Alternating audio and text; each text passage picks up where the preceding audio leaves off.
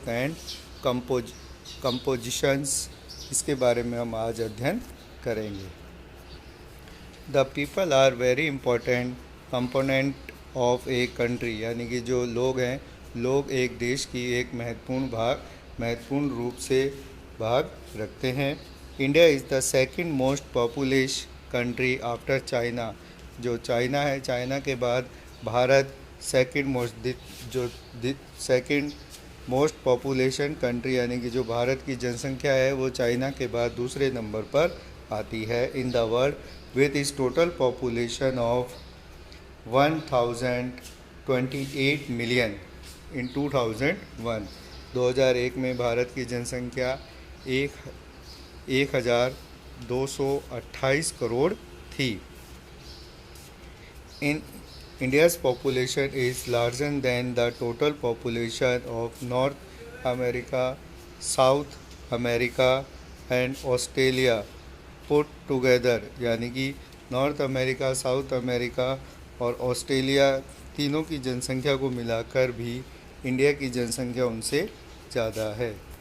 More often is the range is such as large population inevitably plus pressure on the limited sources. ये जो जनसंख्या है वो इतनी ज़्यादा होने के कारण भारत के जो लिमिटेड रिसोर्सेज यानी कि जो सीमित संसाधन है उन पे प्रेशर यानी उन पे दबाव बढ़ता है। And is also responsible for many socio economic problem in the country. और इसके साथ साथ ये सामाजिक और आर्थिक जो समस्याएं हैं, जो देश की सामाजिक और आर्थिक समस्याएं हैं, उसको भी बढ़ाने के लिए ये जिम्मेदार है। In this chapter we will discuss the pattern of distribution, density, growth and composition of the Indian population. इस जो अध्याय है उसमें हम डिस्ट्रीब्यूशन यानी कि जो जनसंख्या का वितरण है, डेंसिटी घनत्व, ग्रोथ यानी कि जो उसमें जो वृद्धि हो रही है, कंपोजिशन यानी कि उसका जो आपस में जो संबंध है उसके बारे में अध्ययन करेंगे।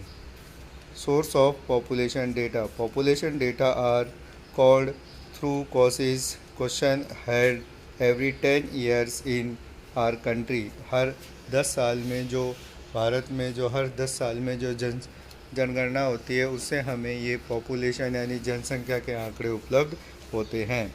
The first population census in India was started in 1872, यानी कि भारत में जो पहली जनसंख्या की गणना है यानी कि जनगणना है वो 1872 में स्टार्ट की गई थी।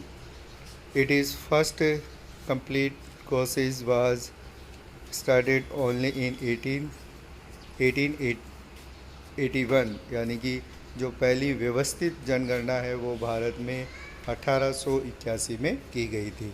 जो भारत की पहली जनगणना है वो 1872 में हुई थी और पहली व्यवस्थित जो सिस्टमेटिक जो सेंसेक्स से काउंटिंग है वो 1881 में हुई थी। Distribution of population. Examine figure 1.1 and the try to describe the pattern of special distribution of population show in it. जो 1.1 जो तालिका है उसमें बताया गया कि भारत की जो जनसंख्या का वितरण है वो किस तरीके से है। It is the clear the India has the highly uneven pattern of population distribution. इसे देख के हमें ये पता चलता है कि जो भारत है, भारत में जो जनसंख्या का वितरण है वो बहुत ही असमान है। The percentage share of population of the state and union territories in the country।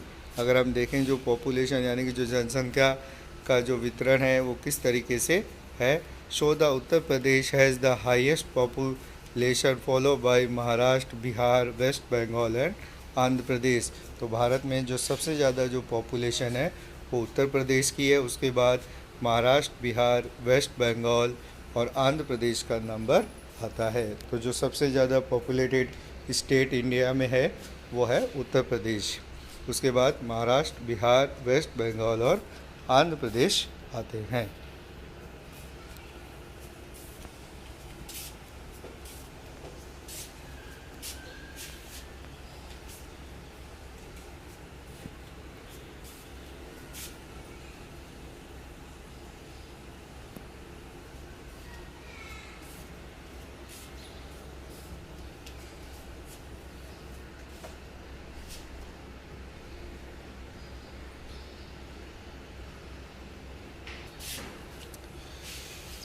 that UP, Maharashtra, Bihar, West Bengal, Andhra Pradesh, along with Tamil Nadu, Madhya Pradesh, Rajasthan, Karnataka, and Gujarat together account for around 76% of the total population of the country, यानी कि पूरे भारत की 76% जनसंख्या UP, Maharashtra, Bihar, West Bengal, Andhra Pradesh, Tamil Nadu, Madhya Pradesh, Rajasthan, Karnataka और गुजरात में निवास करती है।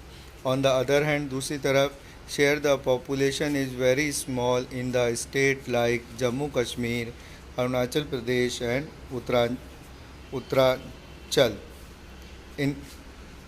in spite of these states having fairly large geographical area। अगर हम देखें तो दूसरी तरफ जम्मू कश्मीर, आंध्र प्रदेश और उत्तरांचल जो है वहाँ पर बहुत कम जनसंख्या निवास करती है, जबकि ये भारत के बहुत बड़े जो जोग्राफिकल एरिया को कवर करते हैं।